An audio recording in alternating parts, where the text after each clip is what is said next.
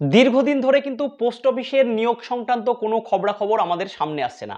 তাহলে কি পশ্চিমবঙ্গ সহ সারা ভারতবর্ষের বিভিন্ন পোস্ট অফিস এবং আরএমএস অফিসগুলোতে নিয়োগ কি বন্ধ রয়েছে? নাকি নিয়োগ প্রক্রিয়া চলছে, ফর্ম ফিল আপ চলছে, আমরা খবর রাখছি না? কোনটা ঠিক? এই প্রসঙ্গে আসবো। তবে যারা এই ভিডিও প্রথম দেখছো তারা অবশ্যই কিন্তু এই চ্যানেলটা সাবস্ক্রাইব করতে ভুলো না। দেখো, পশ্চিমবঙ্গ সহ ভারতবর্ষের বিভিন্ন পোস্ট অফিসের নিয়োগ সংক্রান্ত প্রক্রিয়া কিন্তু চালু রয়েছে। আমরা যারা খবর ঠিকঠাক রাখি তারা কিন্তু জানি। তবে যারা খবর ঠিকঠাক রাখি না তারা আমরা বুঝতে পারছি না কি কি বিষয়ে ফর্ম ফিল আপ চলছে। সেই বিষয়ে একটু আলোকপাত করব, তবে প্রথমে শুনে নাও। দেখো, সেটা হচ্ছে ভারতবর্ষের বিভিন্ন পোস্ট অফিস অর্থাৎ কেন্দ্রীয় সরকার নিয়ন্ত্রিত এই পোস্ট অফিস এবং আরএমএস অফিসগুলোতে যে নিয়োগ প্রক্রিয়া চলছে তাতে কিন্তু পোস্ট অফিসের নাম উল্লেখ করে এই নিয়োগ প্রক্রিয়া এখন আর হচ্ছে না। তাহলে কিভাবে হচ্ছে? বেশ কিছুদিন আগে পর্যন্ত এসএসসি অর্থাৎ স্টাফ সিলেকশন কমিশনের মাধ্যমে সিএইচএসএল পরীক্ষা নেওয়া হতো, যেটা উচ্চ মাধ্যমিক পাস যোগ্যতায়। এই পরীক্ষায় পাস করলে তুমি বিভিন্ন পোস্ট অফিসে পোস্টাল অ্যাসিস্ট্যান্ট এবং আরএমএসগুলোতে সর্টিং অ্যাসিস্ট্যান্ট পদে নিয়োগ পেতে। তবে সেই পদ্ধতির কিছুটা পরিবর্তন হয়েছে। পরীক্ষা এখন হচ্ছে সিজিএল। সিজিএলে তুমি যদি একটু পিছনের দিকে র্যাঙ্ক করো তাহলে এই পোস্ট অফিসগুলোতে কিন্তু তুমি চাকরি পাবে। আর এই সিজিএল এর ফর্ম ফিল আপ চলছে গ্র্যাজুয়েশন যোগ্যতায়, অর্থাৎ যারা গ্র্যাজুয়েট তারা কিন্তু এই সিজিএল এর ফর্ম ফিল আপ করে দাও।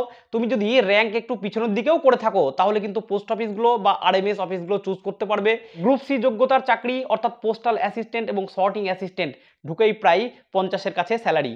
এর সাথে সাথে আর একটা ফর্ম ফিল আপও কিন্তু চলছে পোস্ট অফিস সহ আরএমএস অফিসগুলোতে। সেটা হচ্ছে মাল্টিটাস্কিং স্টাফ নিয়োগের ফর্ম ফিল আপ। দেখো, এমটিএস এর ফর্ম ফিল আপ চলছে। সেন্ট্রাল এসএসসি এটা নিয়োগ করে থাকে, তোমরা জানো। এমটিএস নিয়োগ প্রক্রিয়া শুরু হয়েছে, ফর্ম ফিল আপও শুরু হয়েছে। তোমরা যারা মাধ্যমিক পাস আছো এবং তোমাদের সমস্ত ক্রাইটেরিয়া মিলে যাচ্ছে তারা কিন্তু এই ফর্মটা ফিল আপ করে দাও। আমি এমটিএস নিয়ে এবং সিজিএল নিয়ে অনেক ভিডিও দিয়েছি অনেক আগেই, সেগুলো একটু দেখে নাও। তাহলে তোমরা বুঝতে পারবে কি কিভাবে প্রিপারেশন নিতে হবে, কোন কোন বইপত্র পড়তে হবে। তুমি যদি ফর্ম ফিল আপ করে এই পরীক্ষায় বসো এবং পরীক্ষায় পাস করো তাহলে তুমি মাল্টিটাস্কিং স্টাফের পরীক্ষায় পাস করে চাকরি পাবে বিভিন্ন পোস্ট অফিস এবং আরএমএসগুলোতে, অন্যান্য যে কেন্দ্রীয় সরকারের অফিস আছে তার সাথে সাথে। যাই হোক, তাহলে আমরা বুঝতে পারলাম মাল্টিটাস্কিং স্টাফ অর্থাৎ এমটিএস এবং সিজিএলে পরীক্ষা দিয়ে পোস্টাল অ্যাসিস্ট্যান্ট এবং সর্টিং অ্যাসিস্ট্যান্ট নিয়োগ পাওয়া যাবে। তুমি যদি এই পোস্টাল অ্যাসিস্ট্যান্ট এবং সর্টিং অ্যাসিস্ট্যান্ট ও এমটিএস হয়ে যাও তাহলে ডিপার্টমেন্টের বিভিন্ন পরীক্ষা দিয়ে পরবর্তী বিভিন্ন পদে উন্নীত হবে, এমনকি অফিসার র্যাঙ্কে পৌঁছানোর সুযোগ রয়েছে।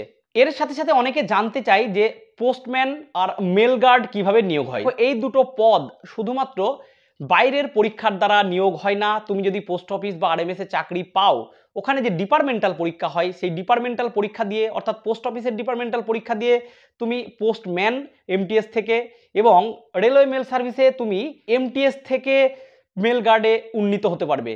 এর সাথে সাথে আর একটা বড় খবর আসছে মাধ্যমিক পাস যোগ্যতায়। হ্যাঁ, ঠিকই শুনেছো, শুধুমাত্র মাধ্যমিকের নম্বরের উপর ভিত্তি করে সারা ভারত জুড়ে হিউজ পরিমাণ, যা শোনা যাচ্ছে প্রায় 34,000 প্লাস শূন্য পদ নিয়ে কিন্তু জিডিএস নিয়োগের বিজ্ঞপ্তি খুব তাড়াতাড়ি আসছে।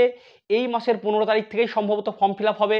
বিভিন্ন রাজ্যের মতো পশ্চিমবঙ্গেও প্রায় 2,500 প্লাস অর্থাৎ 3,000-এর কাছাকাছি ভ্যাকান্সি আসতে চলেছে। যে সমস্ত ভাই বোনের প্রচুর নম্বর আছে মাধ্যমিকে তারা কিন্তু ফর্মটা ফিল আপ করে দাও। ঢুকেই কিন্তু 16 থেকে 17,000 টাকা স্যালারি পাবে। এরপর নতুন পে কমিশন বসবে, স্যালারি কিন্তু প্রায় 25-এর কাছাকাছি পৌঁছে যাবে। সুতরাং কে কি বললো সব কানে না নিয়ে যাদের প্রচুর ভালো নম্বর আছে, যাদের অন্যান্য ক্রাইটেরিয়া মিলছে, তারা এই ফর্মটা ফিল আপ করে দিও। তবে অনেকে জিজ্ঞেস করছে যে এই নিয়মের কোনো পরিবর্তন হবে কিনা।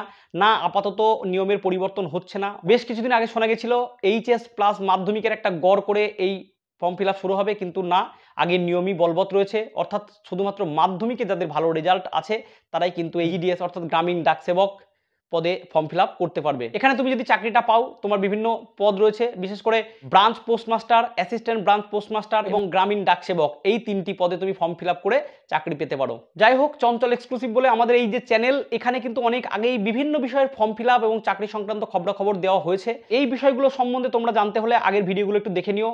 আর অনেকে জিজ্ঞেস করছে যে দাদা এরকম ভিডিও ঠিকঠাক আসছে না কেন। দেখো, একটু প্রবলেম রয়েছে, তার জন্য একটু দেরি দেরি করে ভিডিও দিচ্ছি। তবে খুব তাড়াতাড়ি এই সমস্যার সমাধান হবে এবং আমি তোমাদের কাছে প্রতিনিয়ত ভিডিও নিয়ে আসব।